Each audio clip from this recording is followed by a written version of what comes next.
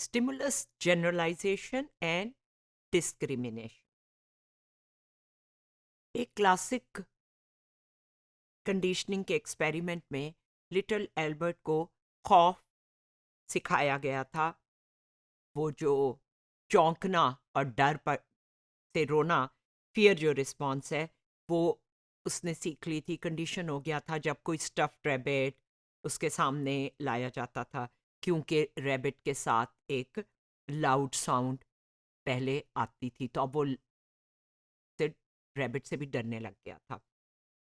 तो उसने ये रिस्पॉन्स सिर्फ रैबिट को नहीं दी, हर टॉय फरी एनिमल को जिसके बाल थे, जो फ्लफी था, और इवन कोई मास्क भी उस तरह के कलर का और फ्लफी पहनकर एक्सपेरिमेंटर उसके करीब गया तो उससे भी डर कर रोने लगा। तो इसका मतलब है कि मिलती जुलती चीज़ों पे जो कंडीशनिंग है वो ट्रांसफ़र होती है। एक बच्चा जो एक कुत्ते के काटने से डर गया है, या उसके दांत देखकर डर गया है, या उसके भौंकने से डर गया है, वो तमाम कुत्तों से डरने लग जाता है। तो कोई अ, अनहोनी सी बात नहीं है, हम सब ऐसी चीज़ें रोज़ देखते हैं। हमने जो कंडीशन रिस्पॉन्स है ना, वो एक ख़ास कंडीशन स्टिमुलस के साथ कंडीशन की थी, लेकिन उससे जो मिलती जुलती चीज़ें हैं, स्टिमुलाई हैं, वो उनके साथ भी वही रिस्पॉन्स कंडीशन हो जाती। मसलन हाई फ्रीक्वेंसी टोन से आपने कंडीशनिंग की है, स्लाइटली लोअर टोन के ऊपर भी वही रिस्पॉन्स आएगी। बिग डॉग से अगर किसी बच्चे को बड़े कुत्ते ने काटा है तो वो तमाम छोटे कुत्तों से भी हो सकता है डरने लग जाए। ये जो ऑटोमेटिक एक्सटेंशन ऑफ रिस्पॉन्डिंग है to stimuli that have never been paired with the original UCS is called stimulus generalization. ये जनरलाइजेशन का ग्रेडियंट है। इसमें जो फ्रीक्वेंसी है 500, 1000, 2000, 3000 और 4000, इसमें जो ट्रेनिंग जिस पे की गई है वो 1000 की फ्रीक्वेंसी है, लेकिन जो और उस पर रिस्पॉन्स भी सबसे ज़्यादा है। लेकिन जो और फ्रीक्वेंसी की टोन्स है उन पे भी रिस्पॉन्स आ रही है, थोड़ी आ रही है लेकिन आ रही है। इसका मतलब है कि सिमिलर स्टिमुलस के ऊपर भी आप कुछ ना कुछ रिस्पॉन्स आती है, ये जनरलाइज हो जाती है, और आप उतना नहीं डरते, लेकिन थोड़ा सा ज़रूर डरते हैं उसी की मिलती जुलती चीज़ से, जैसे फियर कंडीशनिंग की हमने मिसाल दी।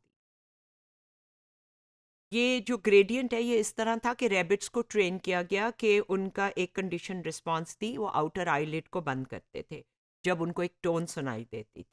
एक्सटिंक्शन फेज में देखा कि वो खाली टोन जो है सुनाई दी, और उसको ट्रेनिंग टोन जो है उसके अलावा ऐसी टोन्स भी सुनाई गई जो अ, उनसे फ़र्क थी। तो जो उससे सिमिलर थी उसके ऊपर भी वैसी ही कंडीशन रिस्पॉन्स आई जो कि उसने जिस पे ट्रेनिंग की गई थी, लेकिन जो उनसे बहुत फ़र्क थी, बहुत फर्दर अवे थी फ्रीक्वेंसी में, उन पे वो रिस्पॉन्स नहीं आई। हमारे रोज़मर्रा तजर्बे में स्टिमुलाई जो हैं वो कभी अकेले नहीं होते, एक कॉन्टेक्स्ट में और मिले जुले होते हैं। तो नेचर में ऐसा ही होता है। तो स्टिमुलस जनरलाइजेशन हमारे अंदर एक सिमिलैरिटी सेफ्टी फैक्टर डेवलप कर देती है, ताकि हमारी जो रेंज ऑफ लर्निंग है उसको एक्सटेंड कर देती है। तो हम उस ओरिजिनल स्पेसिफिक एक्सपीरियंस की बजाय और भी ज़्यादा उससे मिलती जुलती चीज़ों के बारे में भी मोहतात हो जाते हैं, या उनको भी वही रिस्पॉन्स देते हैं, या उन्हें भी ट्रस्ट करने लगते हैं, या उनको ख्याल भी हमारा यही होता है कि ये भी मज़े का होगा। तो न्यू लेकिन मिलते जुलते कंपेरेबल इवेंट्स जो हैं उनको हम रिकग्नाइज करते हैं, और हम कहते हैं इसका भी वही मतलब है, इसकी भी वही बिहेवियरल सिग्निफिकेंस है, हालांकि इनमें बज़ाहिर कुछ थोड़ा सा फ़र्क है। जैसे एक शिकारी जो है वो अपने शिकार को अ, पकड़ता है जंगल में, तो अगर वो उसकी शेप और साइज और उसकी आवाज़ या उसकी गुर्राहट जो है उसमें फ़र्क भी हो, लेकिन उसको शिकारी जो जिसने उसको पहले शिकार किया था उससे मिलती जुलती चीज़ों पे भी शिकार जो है वो जानवर जो है वो भाग जाएगा, क्योंकि वो अगर उसी स्पेसिफिक पे रहे तो उसके लिए बचना इतना आसान नहीं होगा तो वो एक एहतियातन वो बिहेवियर एक्सटेंड हो गया है। ख़तरा इससे था, उसकी मिलती जुलती चीज़ों से भी आपको खतरा हो गया। स्टिमुलस डिस्क्रिमिनेशन ये होती है कि हम दो स्टिमुलस में इम्तियाज कर सकें, और इसके लिए भी ट्रेनिंग हो जाती है।